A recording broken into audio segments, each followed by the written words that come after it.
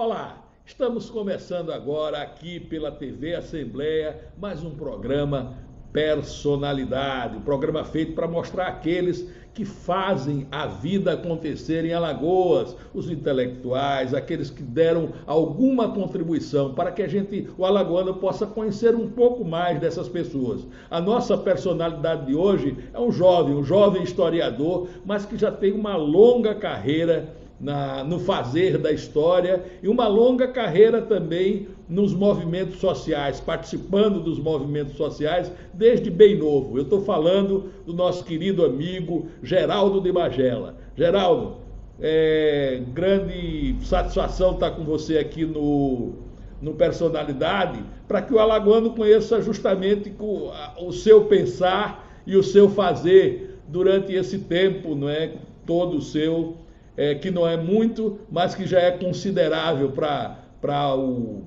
a história, já é um tempo considerável. Não é ideal ainda, porque dizem os historiadores que a história só vai se comprovar lá para o futuro, né? O fato histórico ele merece um certo decantamento, mas já temos elementos para conversar um pouco de história e, sobretudo, da história da sua vida. Começar por aí. Eu vi que você é de Anadia, e aqui já vai uma provocação. Desde que eu sou menino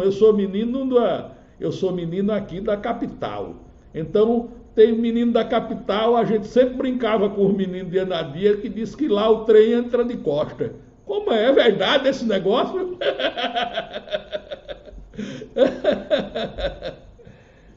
Na verdade, Paulo, a Nadia não tem trem. Ah, Essa então piada essa é mais fala é para Atalaia. Atalaia. É, Atalaia, mudei, mano. Então apaga tudo do começo. Lá nem entra trem, nem entra navio, não entra nada, avião, só entra não. jegue. Mas diziam também que em Atalaia, eu estudei com algumas pessoas de Atalaia no curso ginasial e no científico, e lá dizia que em Atalaia o trem entra de ré, peru da coice e candeeiro da choque. Os caras ficavam uma Eita, fera com esse danou-se. negócio. Bom, mas você é de Anadia. Anadia é perto de Marimbondo, né? É região, é agreste. Olha, quando eu nasci, aquilo lá era a zona da mata, né?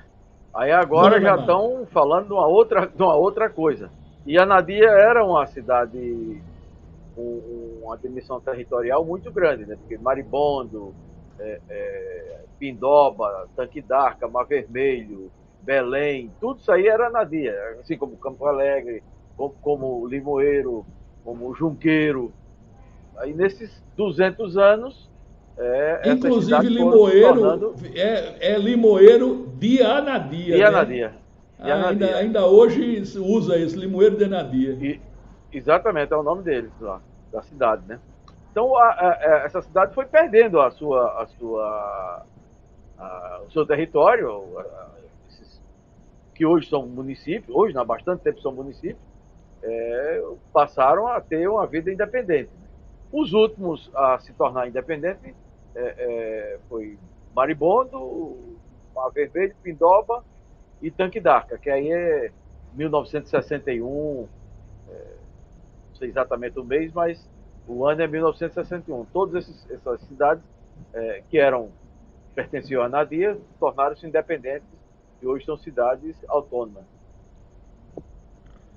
E como é que era a vida lá em Anadia? Você ser menino do interior, naquele tempo devia ser melhor do que hoje, né? Como diz a história. Hoje a, a modernidade já chegou por lá, como diz a história. Mas naquele tempo era história de Trancoso, como era a vida do menino Geraldo de Magela com a sua família, com seus parentes, como é que ela transcorria? Era uma vida de interior mesmo, do interior que não tinha sequer luz elétrica, né?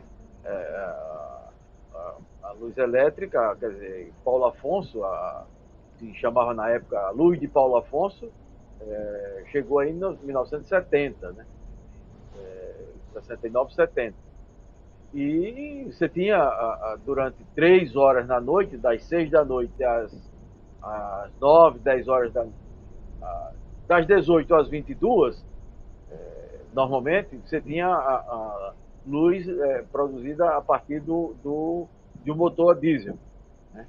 Então, durante a madrugada toda, você não tinha mais eletricidade. Então, as casas tinham candeeiro, tinha petromáquina, aquelas coisas de querosene, etc. Então, você tinha uma vida muito, muito limitada àquele tempo, né? E você tinha uma vida interiorana, como tem todas as crianças que não conhecia o brinquedo da estrela, você não conhecia nenhum brinquedo industrializado, pelo menos eu não conheci.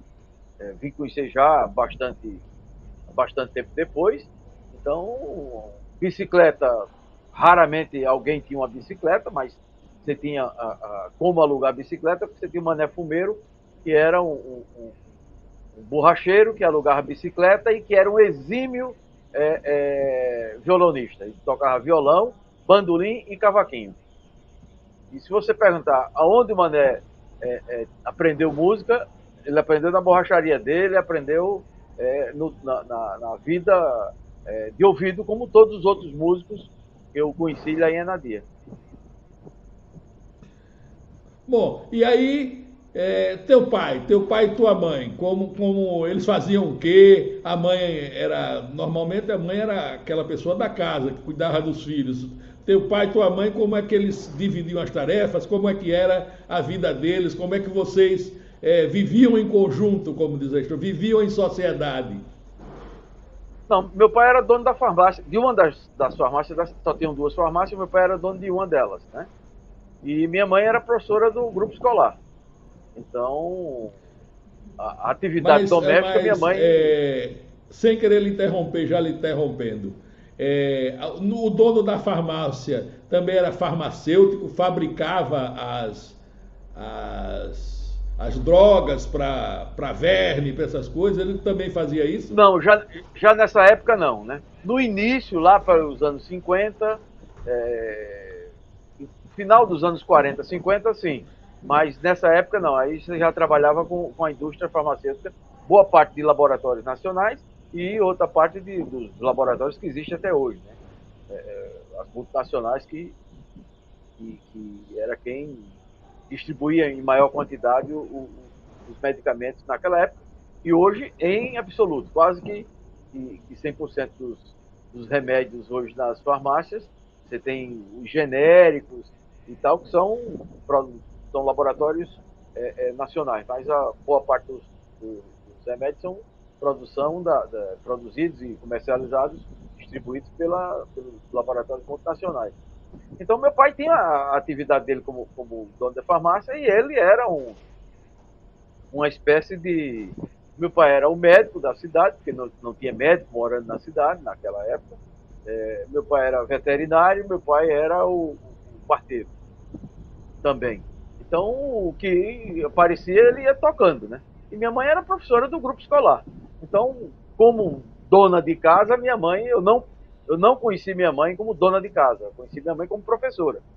E ela trabalhava os 3 expedientes, né? Trabalhava os 3 horários, porque ela trabalhava manhã e tarde no escolar Rui Barbosa, e à noite ela dava aula no ginásio Nossa Senhora da Piedade, que era um ginásio da SENEC, da companhia, né? Da escola da comunidade, né? SENEC. Então, como dona de casa, eu nunca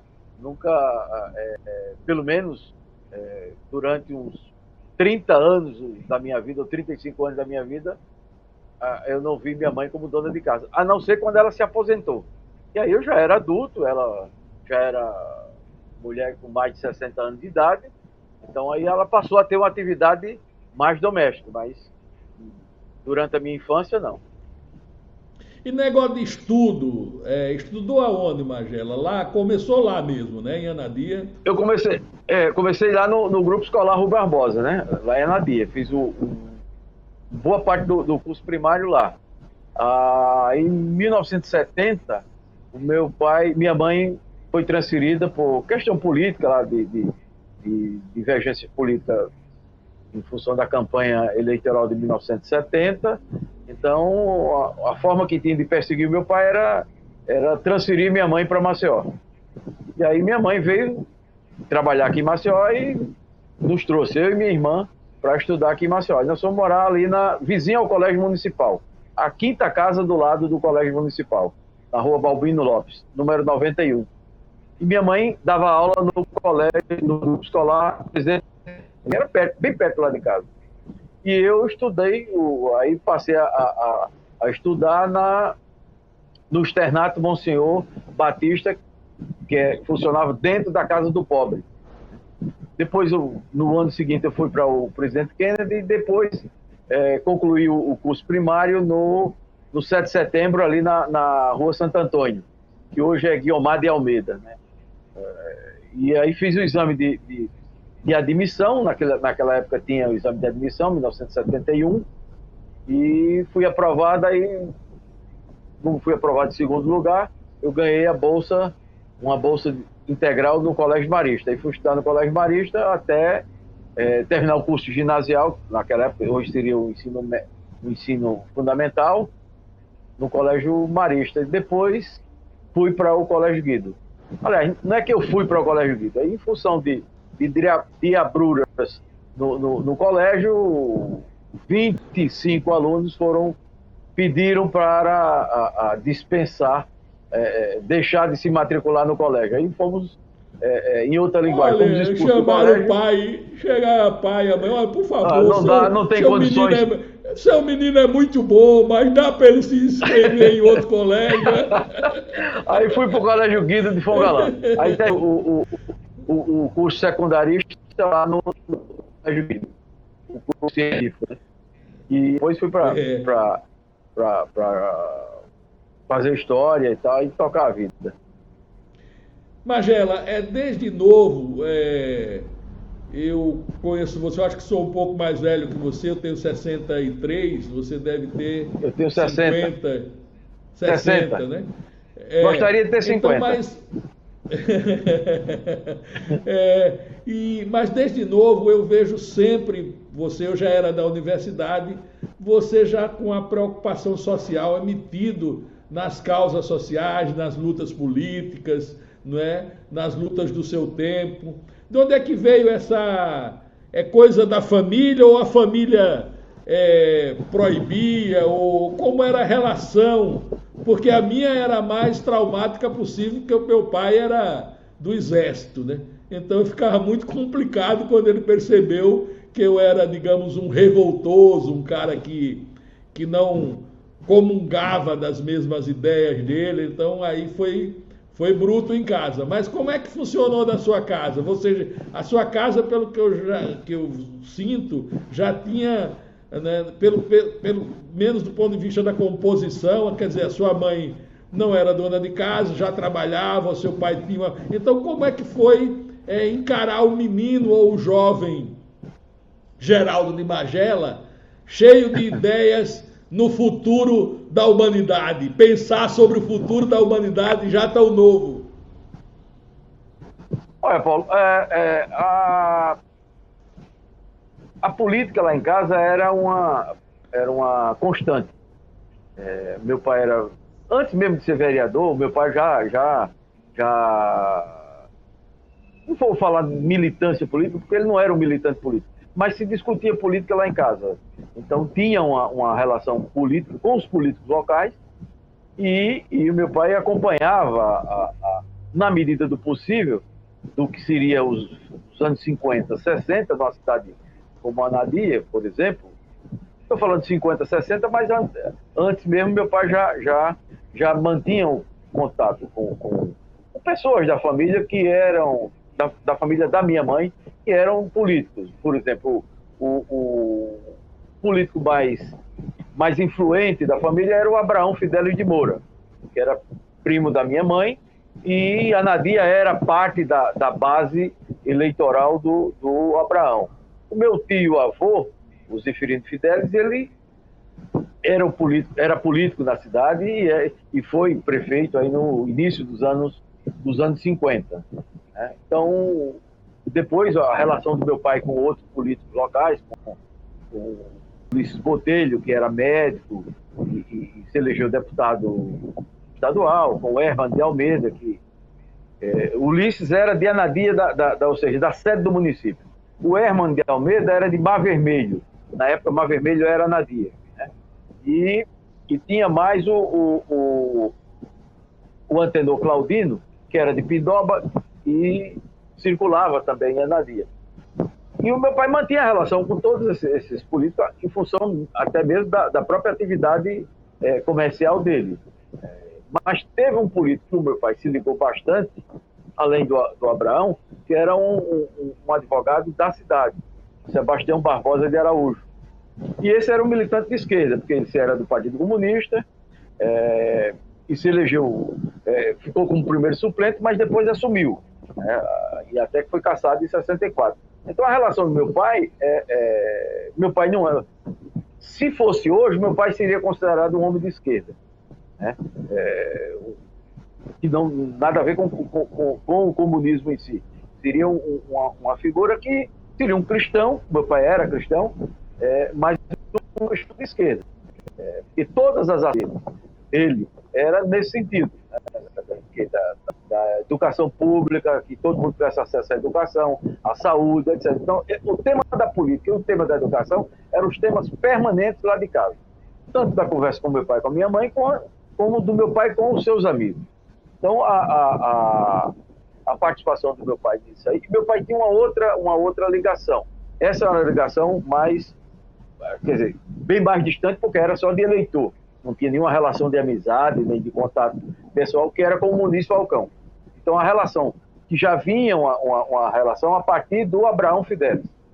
Então, a relação do meu pai com o Muniz, com as ideias que o Muniz defendia, o meu pai seria um PTBista, no sentido de, se ele fosse filiado, ele possivelmente seria filiado ou estaria filiado às ideias do trabalhismo. Essa era se pudéssemos encaixá-lo numa definição ideológica, meu pai seria isso, né?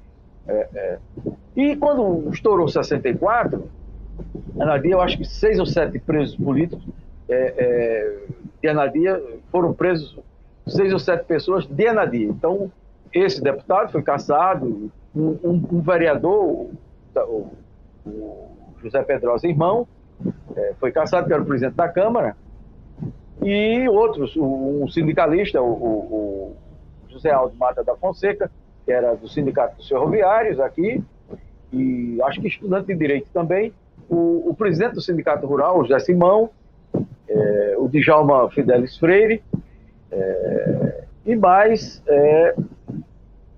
outra pessoa, que foi presa também nesse período aí de 64, né?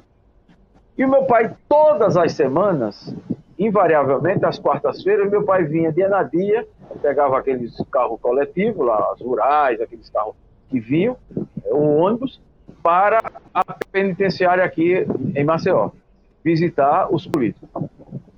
Enquanto todos os presos, enquanto eles estavam presos, meu pai vinha visitar semanalmente.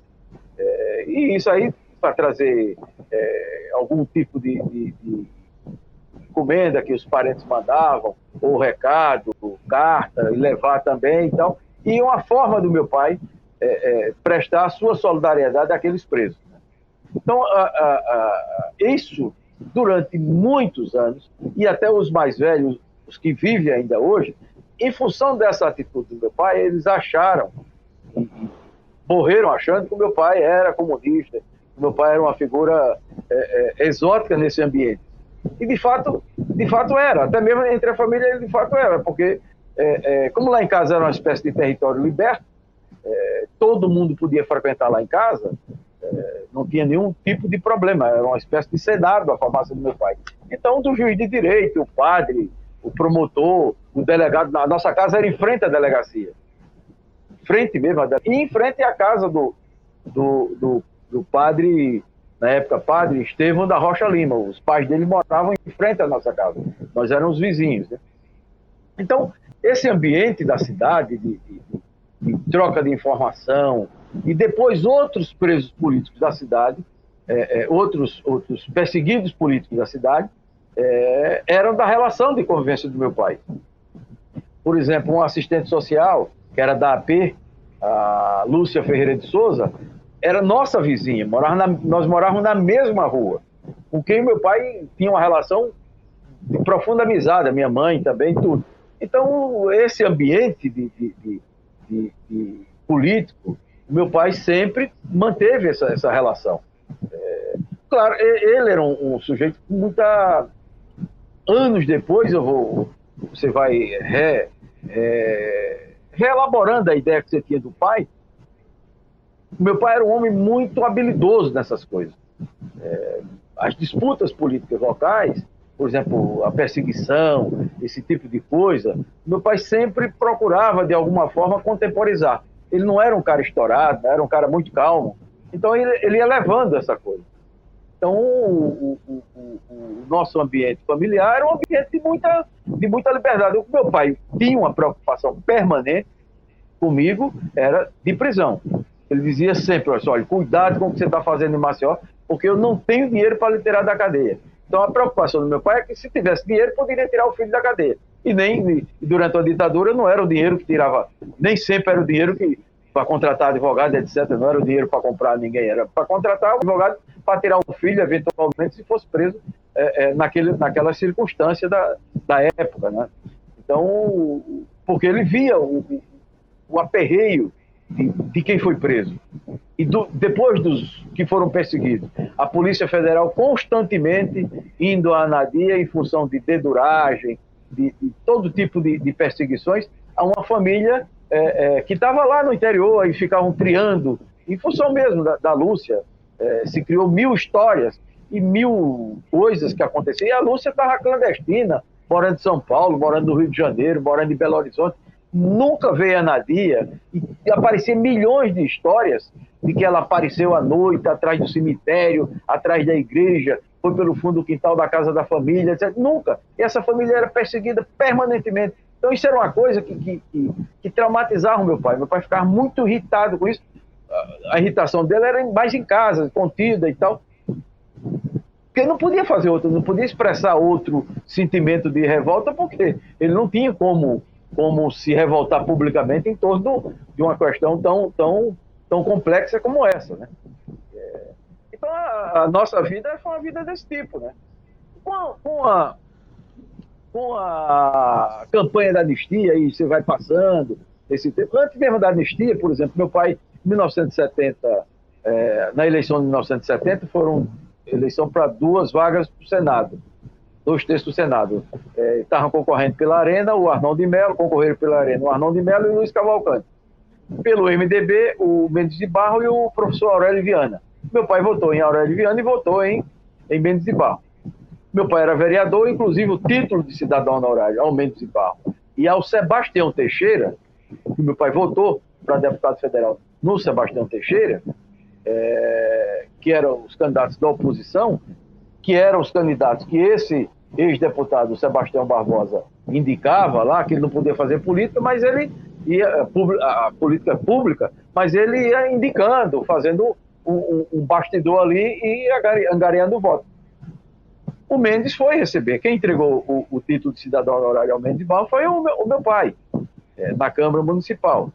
Então, todo esse tipo de relação política que meu pai podia ter com o que se poderia denominar da esquerda, meu pai tinha naquele ambiente local. Não tinha nenhum com clandestinos, nenhuma relação. Ele tinha relação com aquele amigo dele, que era um cara do Partido Comunista, que meu pai nem sabia que ele era do Partido Comunista. Meu pai sabia que ele era amigo, filho do compadre dele. O seu João Sapucaia, a dona Vicentina e a Betânia, a filha do casal, eram os padrinhos da minha irmã. E o tabelião da cidade. Então a relação do meu pai era uma relação dessa natureza. Só que o filho do tabelião era um militante do Partido Comunista Brasileiro. E ninguém na cidade sabia disso, né? Nem os mais íntimos dele sabiam que ele era um militante e era um dirigente clandestino do partido. E depois isso aí vem ficar mais público, mas aí já nos anos 80, após a anistia. Então, em 1974, por exemplo, aí meu pai vota no Pedro Camussé, que era vinha a linhagem do Muniz Falcão, era a oposição. Então, as explicações que meu pai dava para os seus amigos da Arena e tal, eram as explicações mais simplórias do mundo. Ele disse, olha, como eu votei no irmão desse senhor, que eu nem conheço, ele mora em Maceió, é vereador de Maceió, eu quero votar. Já que o irmão morreu, eu vou votar nele, porque ele representa o irmão, a família Muniz Falcão, etc. Ah, mas o Camussé é isso, é aquilo. Não importa, eu não quero saber o que ele é. Eu estou votando no irmão dele. Eu não estou votando nele, estou votando no irmão dele. Então, esses argumentos eram os argumentos que ele ia driblando aquele ambiente. Porque na nossa casa, aliás, em Anadia, você conheceu uma figura, eu não sei nem se é vivo ainda, um agente da Polícia Federal que era amigo de infância do meu pai. E era o chefe da censura federal aqui, da Polícia Federal aqui em Maceió, o agente Porto, José Porto.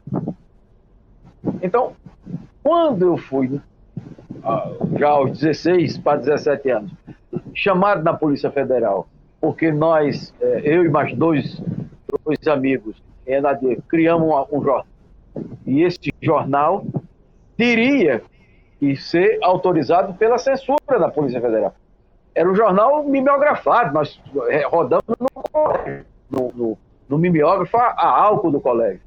Não tinha nada a ver com um jornal clássico, que você tivesse uma gráfica, não é nada disso. Mas numa ditadura você tinha que se submeter a todo esse tipo de coisa.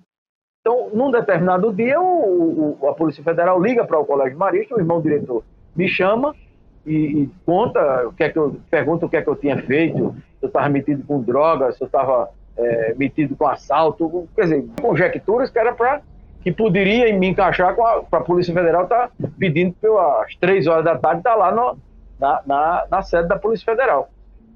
Aí eu fui na Polícia Federal à tarde, ficava ali na Praça Gonçalves, na Praça Rosalvo Ribeiro, no Mirante, em São Gonçalo, e lá no subsolo, onde era a sala dele, acabei tomando um maior esporro, porque eu estava fazendo um jornal, distribuindo o jornal sem a Polícia Federal tomar conhecimento, sem o Departamento de Censura, e eu não sabia absolutamente nada daquilo que se precisava ir na Polícia Federal, que precisava ter um jornalista profissional responsável pelo jornal. Eram 3 estudantes, 3 meninos, pô. Eu, o Oliveiros e o Jadson, nós entendíamos nada, absolutamente nada nem de censura, nem de obrigatoriedade de passar pela Polícia Federal. E acabei tomando um esporro. Dias depois, o seu Porto vai para Anadia e vai lá na farmácia do meu pai. E na farmácia ele tem a seguinte conversa, o resumo da conversa com meu pai é que meu pai tivesse mais cuidado comigo, porque eu estava andando com companhias de subversivos, que tinha lançado um jornal sem o conhecimento da Polícia Federal, etc., e que eu andava na casa do Sebastião Barbosa e tal, Sebastião era um subversivo, e a Revolução não queria ninguém em torno dele, sobretudo juventude, etc. Aí meu pai, no espírito de rebater, mas no estilo dele, ele disse, mas como é que eu posso estar brigando com as pessoas? O Betinho não é nosso amigo daqui de Anadia, não é amigo de infância, filho do compadre João Sapucaia, etc. O Porto disse, olha, Josias, a situação é uma situação complicada, porque o Betinho não é uma pessoa bem vista. Ele é nosso amigo e tal, mas não é uma pessoa bem vista pelo governo, e você tenha cuidado com seu filho para ele não andar na casa do Betinho, nem ficar distribuindo esse jornal. Manda ele encerrar com esse jornal e tal, faz de conta que eu não tomei conhecimento, mas se repetir um novo número desse jornal, é você o responsável por ele. Não é mais ele, porque ele não tem idade, ele é menor, então são os pais os responsáveis pelos filhos. Então isso foi uma ameaça. O meu pai disse, tudo bem, ele não vai fazer mais nada disso.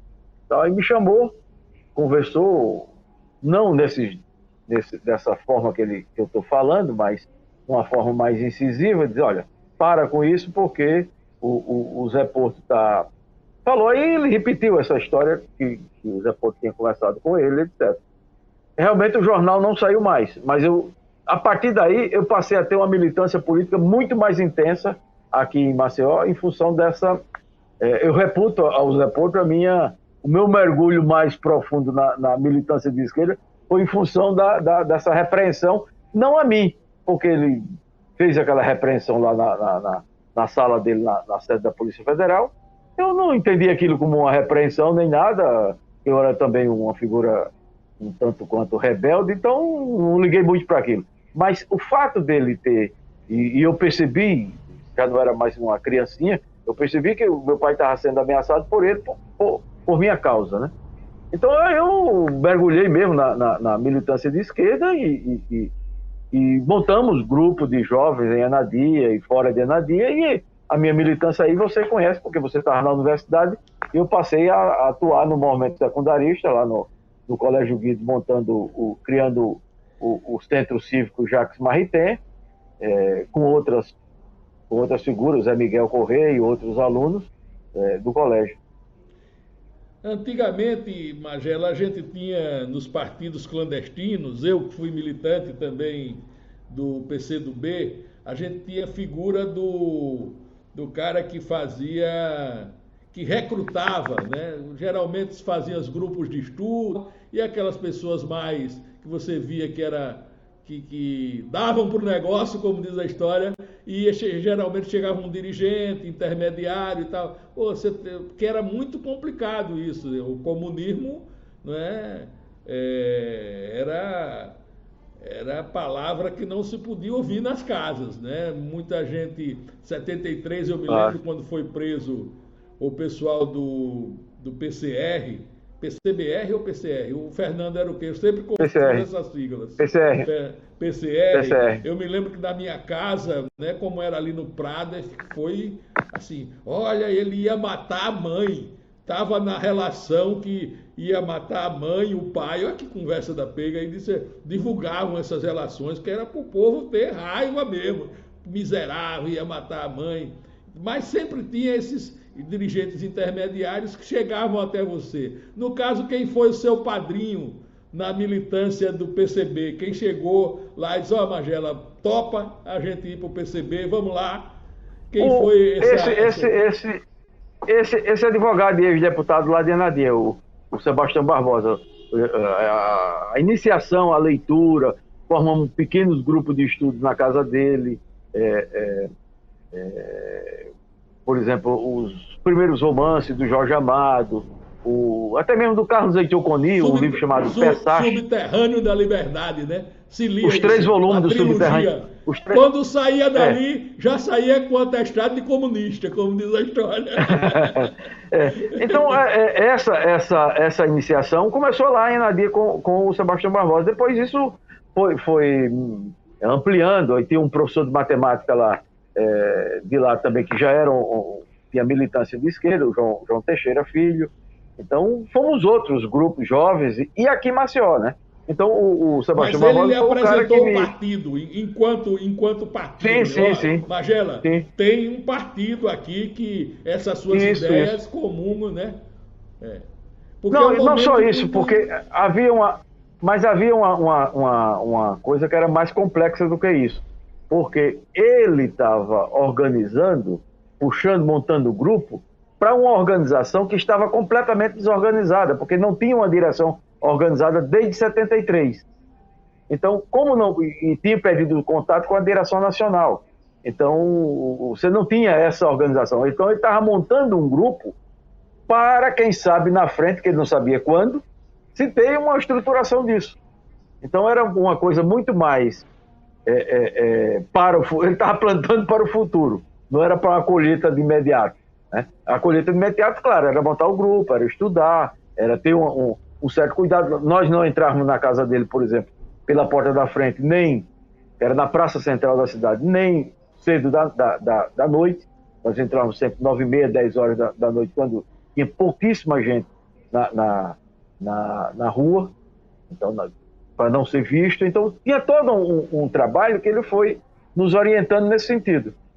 E a primeira reunião de reorganização do Partido Comunista foi na casa dele, do Sebastião Barbosa, já aqui em Maceió, ali na rua Paraguaçu, no Farol. É uma rua paralela à rua Joaquim Nabuco. Só que como foi cortada ali pela ladeira, que liga a leste a oeste, então fica uma parte e a outra da rua. Então a primeira reunião, poucos dias depois, esse advogado morreu. Aliás, numa noite, na véspera da morte dele, ficamos até umas 11 horas da noite na macarronada do Edson, eu, ele e o Nilson Miranda, discutindo. Nós estamos falando de 1980, já após a anistia, discutindo já uma candidatura dele para deputado estadual em 82. Então estava se começando já a trabalhar a candidatura dele. E ele foi para Arapiraca, saiu de Maceió, da Ponta Grossa, direto para Arapiraca, porque na manhã do dia seguinte ele teria um júri, e ele ia defender um cliente que estava no tribunal do júri. E ele morreu exatamente na tribuna, defendendo o cliente dele no tribunal do júri de Arapiraca. Ele teve um infarto fulminante, morreu ali na tribuna, falando na tribuna do tribunal do júri do Fórum de Arapiraca. Mas a esta altura, o PCB já estava com a célula máter, digamos assim, organizada aqui em Alagoas. Reorganizada. E faziam parte dela quem? Quem fazia parte dessa célula máter nessa época? Esse núcleo inicial era o Rubens Colasso, José Graciano dos Santos, um operário de Rio Largo, Mário Corrêa da Silva, que era um portuário, arrumador, ele, o Sebastião Barbosa, eu, Cícero Péricles, o Geraldo Oliveira, que era um mecânico aqui do Poço, e uma outra pessoa que eu não recordo agora. E o Antônio Almena, que era tinha uma oficina de recaustagem de pneu ali em frente ao Badagil, que hoje é até um mercadinho. Então ali o Antônio Almena trabalhava junto com o Rubens Colasso nessa recaustadora de pneus.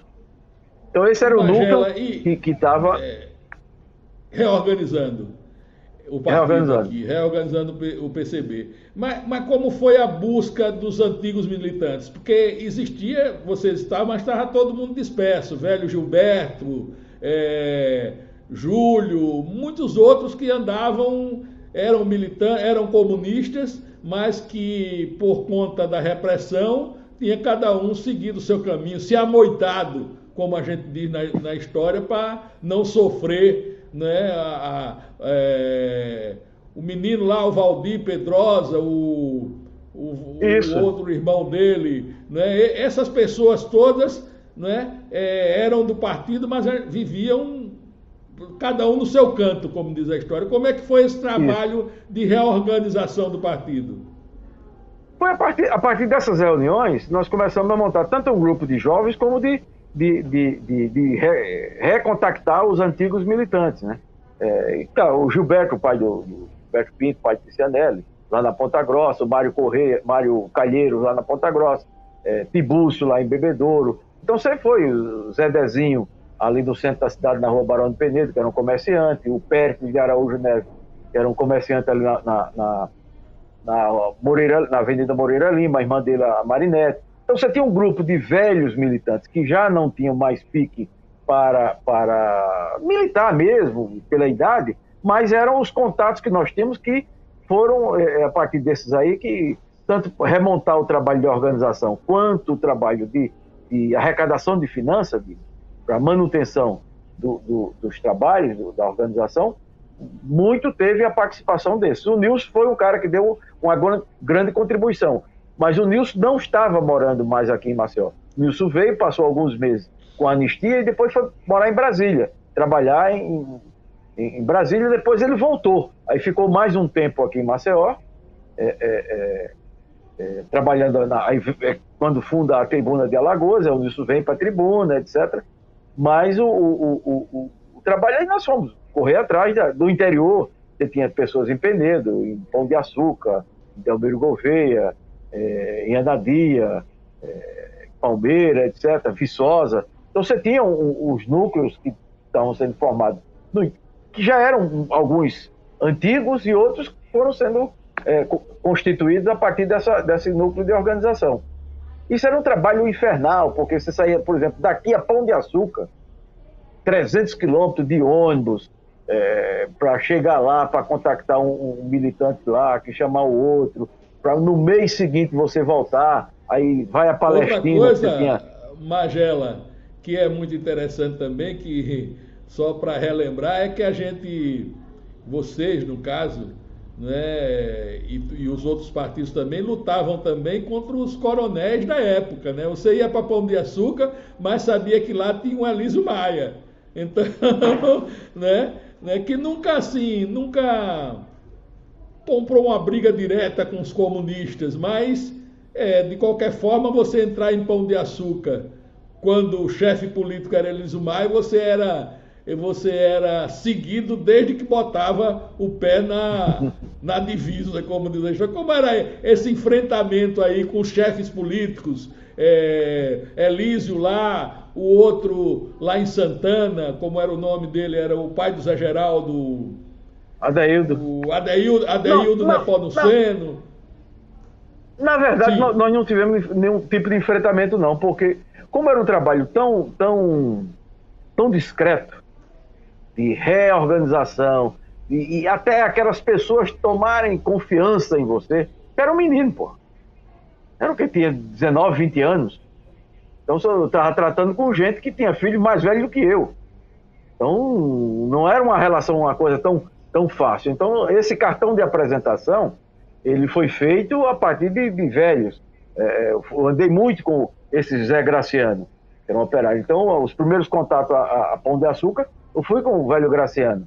Então ele conhecia as pessoas lá, o Lindauro, o Gerson, o Edivaldo, o Edival, né, Edival Augusto de Melo, lá em Palestina o Manuel Cabudo. Então você tinha uma relação, eram os antigos que iam te apresentando e você ia conquistando esses mais velhos a partir da sua juventude, né?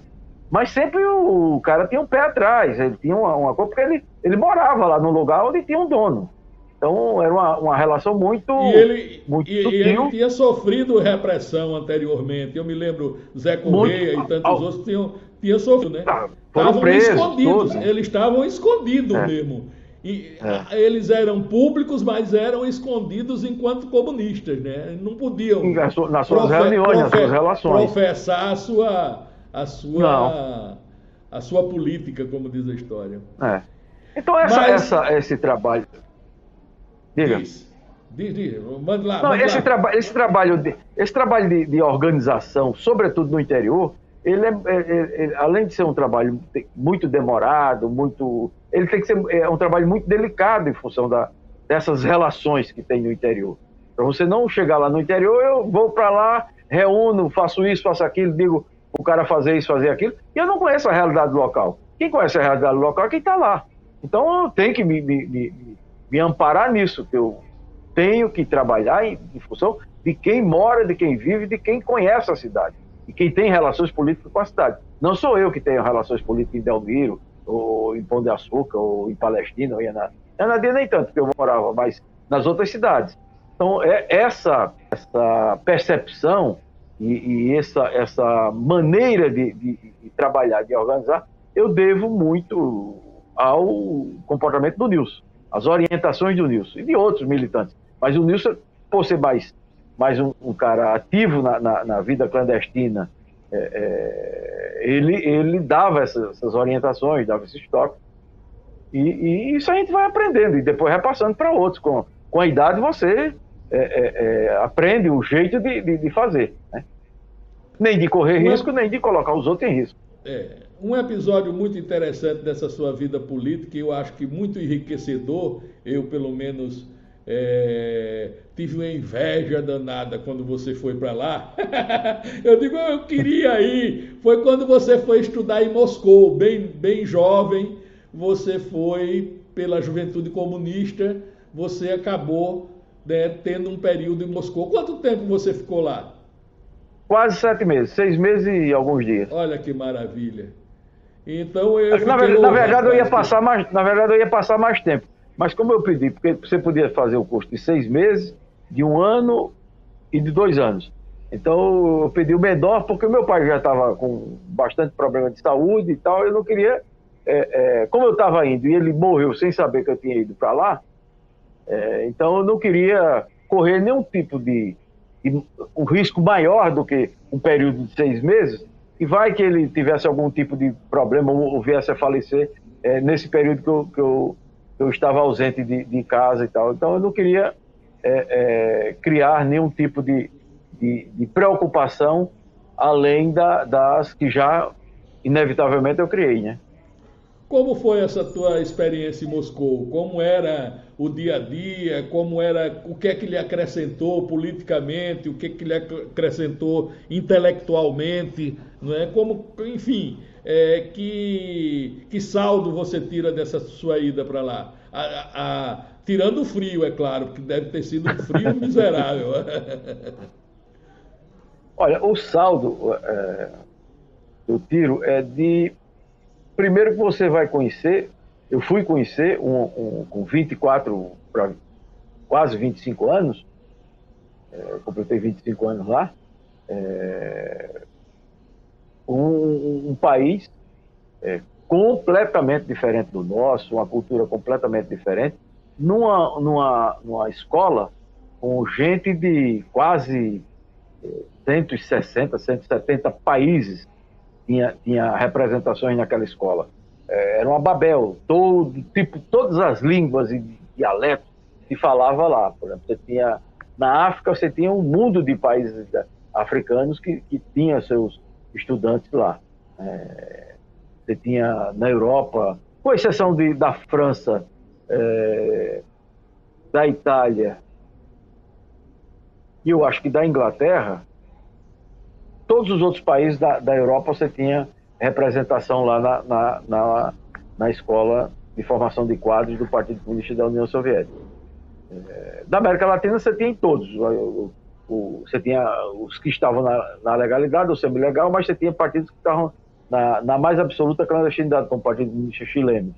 Então, mesmo nós que estávamos já na semi-legalidade, nós tínhamos uma vida lá completamente clandestina. Nós tínhamos um nome diferente, identidade diferente, uma vida que não era uma vida, por exemplo, como os europeus que tinham uma vida legal lá, porque os partidos comunistas da Europa estavam todos na legalidade.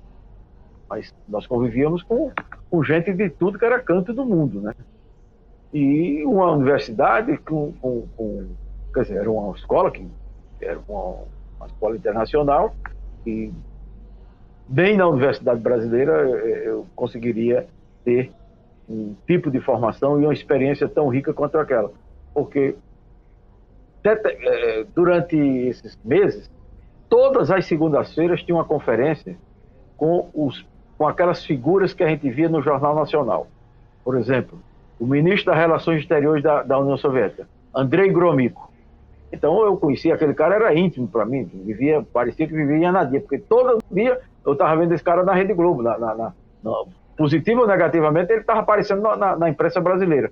Só que ele vai dar um curso lá, um seminário, para os alunos da escola. Então, Boris Ponomariov e todos aqueles dirigentes do Partido Comunista da União Soviética e ministros de Estado, tudo, estavam, boa parte deles, pelo menos 8 ou 10, participaram o danado do Mikhail. O danado do Mikhail foi também? Gorbachev? Não. O Gorbachev não. O Gorbachev, quando eu cheguei, ele não era o secretário-geral do Partido Comunista. Ele era da executiva, do Politburo, mas com a morte do Yuri Andropov, ele assume, eu acho que em fevereiro de 85. Né? Então, tem uma recepção no Kremlin, lá no Kremlin, e nós fomos para essa recepção. Todos os alunos da escola, nós fomos para uma recepção no Kremlin que ele estava, né? Aliás, em função dele, aquele momento que nós fomos lá, né? Então, no auditório, bastante distante, mas nós estávamos lá, presente naquele ambiente que ele estava discursando. Foi a principal figura, era ele, mas tinham outros que participaram daquela solenidade, discursaram, etc. Então, era uma escola onde nós tínhamos contato com essas figuras. Parecia uma coisa, uma fantasia, né? A gente conhecia o sujeito da mídia brasileira e, de repente, nós estávamos no auditório. No intervalo do auditório, a gente estava cercando lá. Claro que a gente não ia falar em russo, mas estava junto do cara, tietando lá e tal. Não ia pedir autógrafo, porque isso não era o ambiente de pedir autógrafo pro cara, mas estava junto ali, na hora do lanche, estava todo mundo junto com essas figuras, né? Me diga o seguinte, Magela, você está lá numa época de disputa política grande no mundo, né? De visões diferentes sobre o comunismo, inclusive. Né? Você estava lá na época da Glasnost, né? na abertura, digamos assim, no centro dessas discussões. Né? Isso era perceptível pelas intervenções? Você conseguia perceber uma visão que vinha de cá e uma visão nova chegando? Eles transpareciam isso ou não? Não. A gente não tinha a menor ideia do que estava acontecendo. Nem os soviéticos também tinham essa ideia assim, dura, clara, né? Dura não, mas clara. Quem falava bastante sobre isso eram dois professores que tinham uma relação muito profunda com o Brasil. Um até morreu no Mato Grosso, veio depois ser professor, tal, viveu aqui no Oleg Sukhanov, o nome dele. E o outro era Oleg Kapustin. Os dois falavam português e os dois já tinham passado pelo Brasil nos anos 60, e eles tinham uma posição bastante crítica. Hoje, quando a gente começa a rememorar as conversas quando começa a rememorar as conversas que a gente tinha nos intervalos das aulas, etc., e eles apontavam algumas coisas, por exemplo, do leste europeu, eles começavam a falar da burocracia na Romênia, que aquilo ali estava degenerando. Ele não usava essa palavra degenerando, mas que aquilo ali estava burocratizando, que aquilo ali estava criando problema para o socialismo naqueles países. Isso era bem claro o que ele falava, mas não assim tão bem claro no sentido de uma crítica, porque a gente não via essas críticas tão evidentes, mas claro no sentido de que ele apontava alguns problemas. Por exemplo, a Coreia do Norte era dos pratos prediletos do Oleg Sukhanov a criticar. Não é esse tampinho aí que estava na Coreia do Norte, era o avô dele, o Kim Il-sung. Então, o Nicolau Ceausescu lá na Romênia. Bom, esses países do leste europeu eles já estavam com bastante problema, incluindo de corrupção, na máquina estatal, no Partido Comunista. Então, precisava de uma renovação, como ocorreu com o Partido Comunista da União Soviética. O Gorbachev ele deu uma virada. Quando a gente pega a documentação no primeiro momento do Gorbachev como secretário-geral do Partido Comunista, há uma limpa na direção geral do partido de mais de 100 membros, porque não fazia nenhum sentido pessoas com 80 e tantos anos que já não conseguiam se locomover, que tinham dificuldade de vários problemas de saúde e de outras, e políticos também, serem dirigentes de um país que estava a segunda potência do mundo. Essas pessoas eram dirigentes de um partido que dirigia a segunda potência nuclear do mundo. Então, aquilo ali tinha que ter uma renovação. Agora, podia apertar o botão errado, né? Podia apertar o botão, o cara velho apertar o botão errado. Mas, por exemplo, você pega um Boris Yeltsin, você pega um cara como Boris Yeltsin, que era tornou-se uma grande liderança em Moscou, e a partir de Moscou, o Boris Yeltsin era um bêbado completo, um irresponsável, mas era um populista que conseguiu dentro do Partido Comunista dar o golpe do Gorbachev. Foi ele que derrubou o Gorbachev. As reformas, elas não foram aprofundadas. O Gorbachev não teve tempo para isso, né? Então, a imagem de Gorbachev no Ocidente era uma, internamente, ela passou a ser uma completamente diferente, né? Você vê como é aqui o personalidade. A gente pensa que uma hora demora que só apega. A gente já esgotou a uma hora. Mas eu não queria deixar sem rapidamente a gente ver as fotografias suas e depois delas a gente encerra o programa. Mas eu queria que rapidamente você fosse fazendo assim um relato do que dizem essas fotografias, né, para a gente encerrar o nosso programa com algo visual, mostrando um pouco esse... Tem muita coisa, eu acho que com você a gente teria que ter uma série de uns 4 programas, né, para a gente dissecar agora Alagoas, né, a gente vai ter, mas a gente faz outro momento, dissecando Alagoas, as visões, né, a política em Alagoas, como foi nessa época mesmo do seu pai, isso que você tem bem claro, que eu sei, que você se estuda e se debruça sobre isso. Mas vamos ver essas fotos e você dá aí,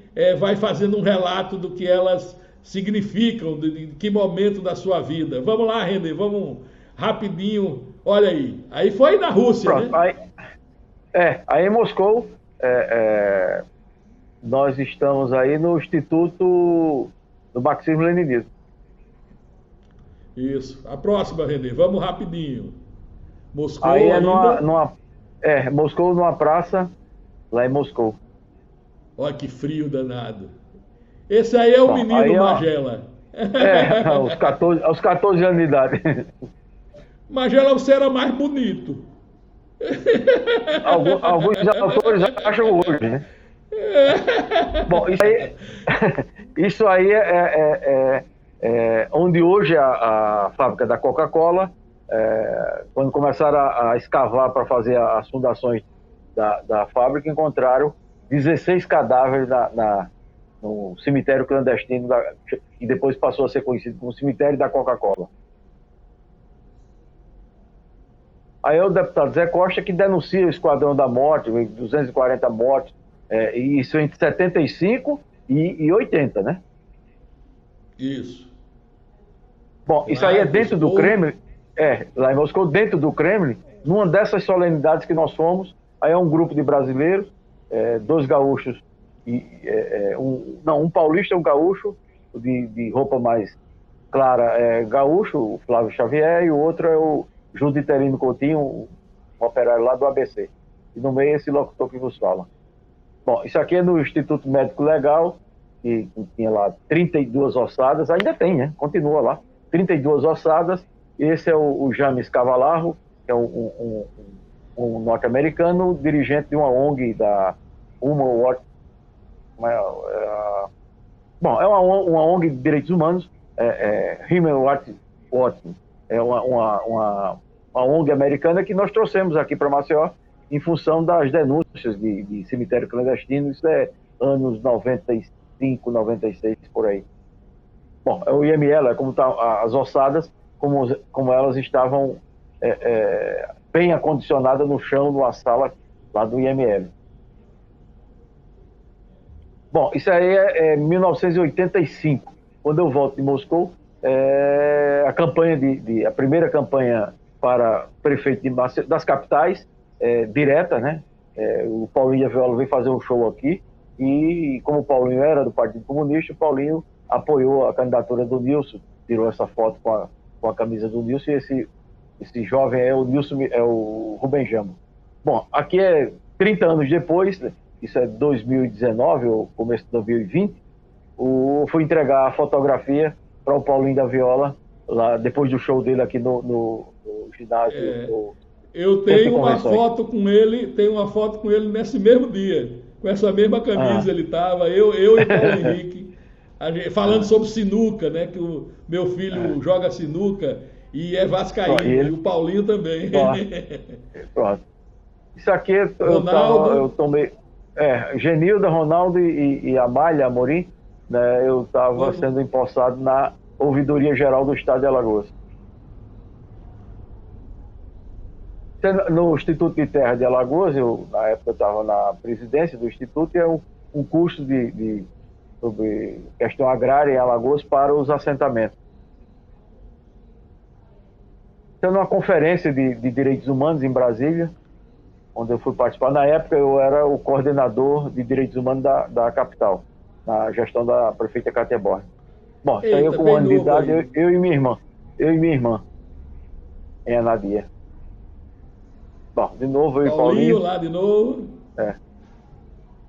Eita, bom, essa é famosa. Essa foto, todo mundo tem que ter essa foto. Tem. Vamos lá, próxima. Você, sua irmã. Aí é na Câmara de Vereadores, meu pai entregando o título de cidadão anadiense ao advogado Sebastião Teixeira, que era candidato a deputado federal pelo MDB. E o Sebastião, naquela época, tinha ligações com o Partido Comunista. Dona Luísa do Partido Comunista. Dona Luísa Ramos, Rubem e Luciana Aguiar. Está na sede do PCB, aí na Moreira Lima, 18. Maravilha. Essa aí é fantástica, essa foto. Eleições diretas para presidente, em 88, naquele famoso ato que teve... falando, tem ali o Patriota... Milton, Anivaldo Miranda, Tutinés, Sérgio Barroso, Freitas Neto, olha que foto maravilhosa. Vamos lá. Aí aquela foto de novo 14. Sua.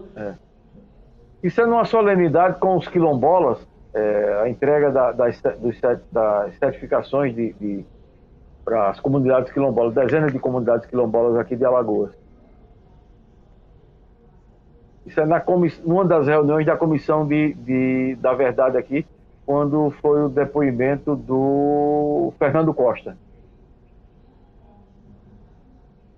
Essa é no depoimento do professor Nascimento. Padre Manuel Henrique. Padre Manuel Henrique e a Marivone.